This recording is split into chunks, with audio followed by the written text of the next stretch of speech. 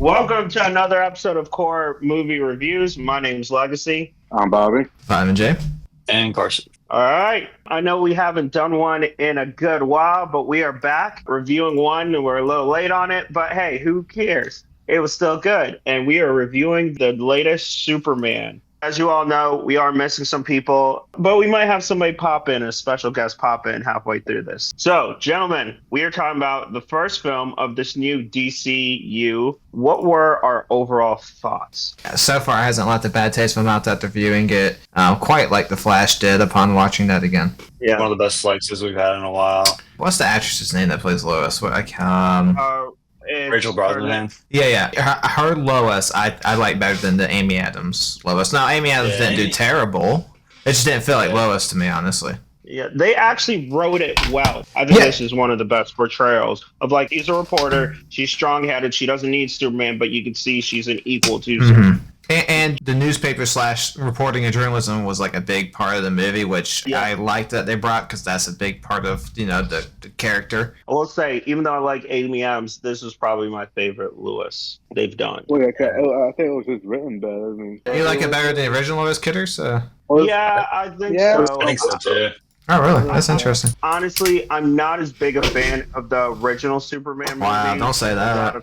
Shoot, I was one of the people that was arguing why Man of Steel was better than the original Superman. Man, 1978, it still holds up. I think for me, I did like the realism that Man of Steel brought to Superman. Superman legit actually existed in the world. How would we react to it? And I think for the 70s, it was good, and I think it was good for the time. It just didn't age as well for me. That's why I kind of like Man of Steel a little bit better. I felt they made him a little too one-dimensional. Not maybe too good issues, but a little too one-dimensional at the time. I know. I feel like Superman's always got to have that Boy Scout kind of thing to him. Phil, you got a real interesting take there. I would agree in the sense that I think Man of Steel does fare better than the original Superman. But, I mean, that's just the upgrade in technology. You got better CGI, better film studios. They can handle the load. But, Jacob, I agree with you as well. It does still hold up. It's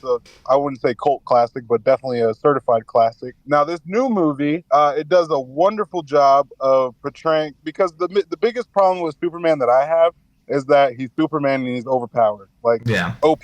But in this film, it literally starts off and he just lost his first fight. The opening of this film just does a wonderful job of portraying that Superman can take an L. And I like seeing that on screen, to be honest. Man of Steel does hold up, in my opinion, but this film is really good. But to see his Clark Kent side versus his Kal-El side was definitely an improvement that I haven't seen in a good while. So I must say, this film did an outstanding job. Kudos to James Gunn and the entire cast. Yeah, it'll be interesting to see, over the course of, the next 10 years of these movies, to see his, upgrades. You'll see his power level growing. Mm-hmm. So I think they kind of set that up for this movie. Start him at the bottom, and then we go. Even more powerful. I want to go back to, I did really enjoy this film. I feel DC starting to do this, and they're kind of doing like they did this with the Batman, like a year one story where it's introduction, but this is a younger Superman. You could tell he still doesn't have everything together. James Gunn did say there's some things we don't need to see it anymore. One with Superman landing on Earth, one with Batman's parents getting killed. Yeah. So I do appreciate that. I appreciate that, but nice. I think we still need to meet them a little younger so we can kind of grow and understand where they are. Let's kind of get more into this movie. Like I said earlier, I think one of the good things they did do with this is, again, I want to see a Superman that is human. Like I said, with Man of Steel, there was a whole lot of discovering what he's supposed to do, what's his purpose. With this one, I did like the major thing was his conflict. And we talk about Lois Lane, that scene with him and Lois, where it was 12 minutes of dialogue. And even I think James Gunn said that was one of his biggest worries. He says one of the scariest things he did. Yeah. But it was so good because it really gave you a basis of you see a struggle in Clark and Superman of he's no, I broke this conflict up because I was trying to save these people. But then people took it as, no, but you seemed like you were representing America and then you did this. This is the fear that comes with you being Superman. Oh, I did like that, and I did like that one joke when she's and he got called super shit, and he's like, "No, that one I don't like that one." No, Yeah, I liked that scene. That was pretty good. You got a good sense for their relationship as well. Oh yeah, it established a lot right there. And then, like we said with Lois Lane, established she's a hard-hitting reporter because she was not holding back. And she's like, I know you were in a relationship, but I'm not holding back on you. I'm grilling you right now. I agree with what you did, but as a reporter, that I can't just say I agree with you. We didn't have to deal with any of the like secret identity stuff. They kind of no. Yeah, we know. I did love Nathan Fillion as Guy Gardner. I thought he was hilarious. A lot of the movie was well cast. I thought Jimmy Olsen was well cast as well. Yeah, because I was curious of how much I would like Jimmy Olsen, because I liked him in the TV series. But was the womanizer bit? How? Look at my man. Yeah, man. I wouldn't say he was drowning in it, but he's definitely got a few admirers. It came to be an actual key plot point later in the film, and I definitely enjoyed watching that. Yeah, he wasn't just taking pictures. That's his main job, right? Yeah. Speaking of side characters, can we give a standing ovation to Mr. Terrific? Every key scene that he was in, I want to say he killed it. Oh, yeah, he's the main character. Yeah, they talk about how he might get us. They're trying to do a TV series. It's very funny because it's redemption for Darwin as well. So I know, right? X-Men First Class. Oh yeah, I forgot it was him. The one character that's supposed to be immune to all. He always adapts, and nope. I will say that Mr. Terrific kind of fits the archetype of Batman a lot in this movie. Like, I don't know if you could imagine. If you just imagine it not being Mr. Terrific and it being Batman instead, he kind of has the same. He has the same personality. I would like to see him and Batman interact. Those are in a few words is what they are. Again, he did a great job because Mr. Terrific's very few people know who he is. He was a very small character. The only reason I knew is because I've watched comic books, so I knew he was on Flash and he was on Supergirl and Green Arrow, mainly Green Arrow. I thought the people like Green Lantern, Mr. Terrific, and Hawkgirl were kind of just going to be there a little bit, but like they were in it a lot more than I thought they were going to be. But I like how much they were in it. At least something. Bring up Lex Luthor, man. I gotta appreciate it, man. That is the biggest hater of all time. I gotta appreciate it, man. That hates just to hate. The Nick Holt casting at first, I was like, okay. I didn't think it was bad, but I wasn't like overly excited. But his portrayal of Lex Luthor, that was a very good portrayal. Great. Very well done. Yeah, absolutely. Here's my hot take. That's my favorite portrayal of Lex Luthor, even above Gene Hackman. Oh, I don't know. I'd have to chew on that. What about Rosenbaum from Smallville? Yeah, honestly, Spacey wasn't bad.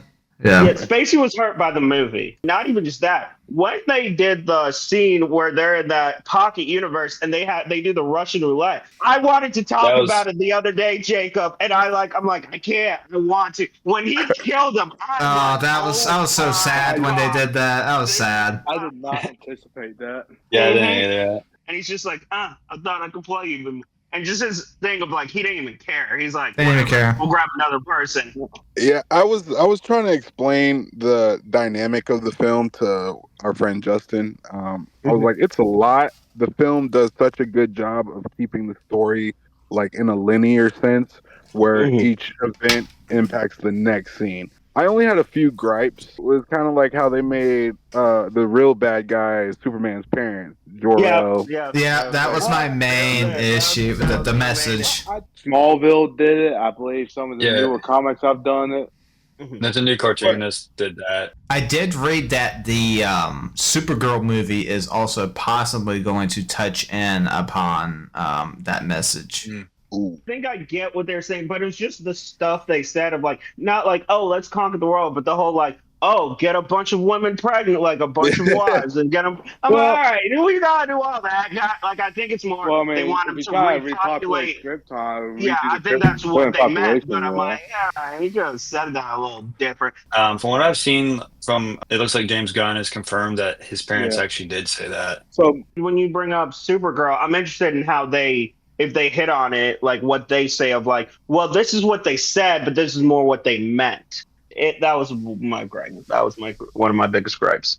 Like, no, I get the gripe. I get the gripe. I was thinking like, okay, maybe it was doctored like the second half was doctored and like made it sound what he wanted it to sound like. But the fact that they never retouched on that throughout the rest of the film, it kind of leads you to believe that okay, that is exactly what his parents said. I could also say I think James Gunn was also going for, because I think Paul Kent touched on it, is that just because your parents say that doesn't mean you gotta do it. Yeah, I feel like it makes sense that they actually did say that now, just because it would like contradict what his parents say. Then that would mean that was like the whole thesis of the movie is like he was listening to the Kents. What did you guys think of Ultraman?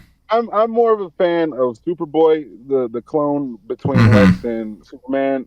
The fact that the Lex clones Superman and turns him into Ultraman, and maybe becoming Bizarro. Yeah, see, well, and they mentioned Luthor mentioned that he was dumb. Luthor mentioned that he's not. He mentioned he's really dumb. So I was like, are they combining Ultraman and Bizarro, or is Ultraman going to become Bizarro? Yeah, that's what I was wondering. I was like, are they hinting at Bizarro here? Which you know, I'm fine with Bizarro. Maybe just a comic book nod to Bizarro. Yeah. Because you know the Ultraman in the comics would be from an alternate universe or alternate reality, whichever. What are your thoughts on Crypto, Superdog? I liked it. The first when he announced they were doing Crypto, I was like, really? Okay, James Gunn, I'm gonna have to really trust you on this one. But when I saw the trailer, I was like, okay, I see where you could do Crypto. But yeah, no, they did well. He's good. So I was kind of like you, Phil. I was really skeptical at first, and then the fact that they chose a scruffy dog too. Like, come on now, not hating on scruffy dogs. Sorry, I don't want to hate, but I was just like, of all the dog breeds you could choose. Anyway, I'm getting off track. So I was like, okay, we haven't seen this in live action. It'd be a new take, refreshing. I'm gonna give it a chance. You know, I'm open to see what it portrays as, and the fact that throughout the movie I just kept like, I wouldn't say falling in love with Crypto, but I kept I guess falling in love. I kept falling in love with Crypto like throughout the movie. Like, oh, save him! He's chasing squirrels for no reason. Come on. I wouldn't say I shed a tear or nothing, but I really enjoyed how James Gunn included him not as a main, like as a side character, but as a integral piece of the plot throughout the rest of the movie. There was like test screenings with more scenes about that fight, and I guess at one point Crypto gets punched and they took that out. People hated it. I mean, it makes sense. It's rough, yeah. People really can't handle violence against dogs. Speaking of engineered, that one scene where they're like fighting and she's like putting all of her like nanotech in Superman and he goes to like outer space. That fight scene was pretty nuts. That was crazy. That whole bit was crazy. The fight scenes in this film were phenomenal. Well, I also like they are really distinguishing, like, Superman's a pretty smart dude. The fact he thought of, like, let me fly really high and then I'm going to fall all the way to the ground as fast as I can. She's going to have to detach. Again, towards the end, when Guy Gardner shows up, he's like, Superman couldn't make it, so you got an upgrade. Oh, yeah. Then he's doing the Metamorpho joining. He's like, no, I don't want him in. Justice King, that sounds pretty cool. He's in. Oh, yeah, I thought they did a good job, Metamorpho. I'm glad you brought him up. Yeah, that was a good redemption arc, too. I did think it was funny when he was trying to recreate like or something similar to the sun. And those people were like snitching next to cells next to him, trying to get them. I will say, going back to Lex, I like they really did show the obsession Lex has with Superman of how far he wants to go to destroy him. Of like, he created the monkeys to create a internet. Absolutely hilarious. Which I thought, I was like, that's kind of funny. He did that, but that's how much he hates them. He's like, I don't want to just kill him. I want to destroy his reputation. I want to destroy everything about him. And what's crazy is that he gave Superman an impossible choice at the end. Are you going to fix the rift or are you going to fix the war? Like, and that kind of broke my heart because that kid, he was holding that flag. No, shit, he was holding that for a long time. I thought that scene was going to be early in the movie, like something small, and then it's at the end. I was like, "Oh man, such a big pivotal part." That shows, Superman has friends, so he doesn't have to do it all. I do also like they introduced a form of what's going to be somewhat of a Justice League exists. So later on, when they do get all the mains together, there is some type of Justice League that will be formed, and they have the Hall of Justice already. Yeah, I was gonna say they were constructing the Hall of Justice there. I love that the look of it was the classic look on the outside. So Yeah. I don't know. Now, how are y'all feeling about the roster as of right now? I don't know. I think it's going to be interesting where they expand with the next one because they still got to get Wonder Woman. Batman is going to get involved. Batman, Wonder Woman. Man, we need some Martian. We need some Martian Manhunter too. Oh yeah, Martian Manhunter. That's going to be Manhunter. Yeah, I will say that's probably where Zack Snyder went wrong, not getting his own Batman movie off the ground. Well, he rushed into it after Man of Steel. He was like, "No, we don't want to establish Batman. Let's just have Batman and Superman fight already." Yeah. James Gunn did an excellent job of world building. I'm very excited to see what the future holds for this new universe. I'm a bigger DC fan than Marvel, but I am more excited for the upcoming DC projects than the upcoming Marvel project. Yeah, same. Well, so far, James Gunn on DC, I think I've liked everything so far. And I think he also understood where the DCEU went wrong. And he's like, no, we're going to build a universe. We're not going to rush into this and sprint and make a Justice League. We're going to build two Justice League. This was a Superman's movie. They didn't mention really Batman at all. You can see he has more of a vision. I hope James Gunn does Batman right, though. He has to do Batman. Has to. Yeah. At one point, I'd heard that they were going to go an older route for Batman, bring back. Yes. He had Damian already, which I kind of like because I honestly, one of my favorite parts of Batman is the Bat family of when they have Damian, Nightwing. Yeah. So what they titled this if you were going to compare it to Marvel, they titled this phase Gods and Monsters. Gods and Monsters. Yeah, because all the movies because it's Superman, Supergirl who are technically gods, and then you have the monsters, obviously. Like Clayface. Clayface. Creature Commandos was in this. I think they're going to say the Lanterns are more gods. So, I'm interested with where they're going from here, because I think Superman was so pivotal. This had to be good. Otherwise, they would have been behind the eight ball. The score was great. I like how they redid the original score. But then if you do that for Batman, you cannot do that, because I would be like, yo, that's not Batman. I need Batman and Superman, two different style movies. Because I will say, I don't think anyone could top Christopher Reeve. I just don't think you can. See, the hard part, it's kind of and I know I said I like Man of Steel, but part of it is I feel both of them fit the movies that they were. You couldn't have done this corn set performance in the Man of Steel. No. But you could not have done Henry Cavill's performance in this Superman, because it wouldn't have worked. So I think both of them, even Reeves was a different Superman, that it was it fit for that. I don't think Cavill could have done some of the more emotional scenes as well. Yeah. That's just not his style. Right now, I think it's still Henry Cavill, but he has a little more, and the Man of Steel has a special place in my heart. Do we have a tally on the box office numbers for opening weekend?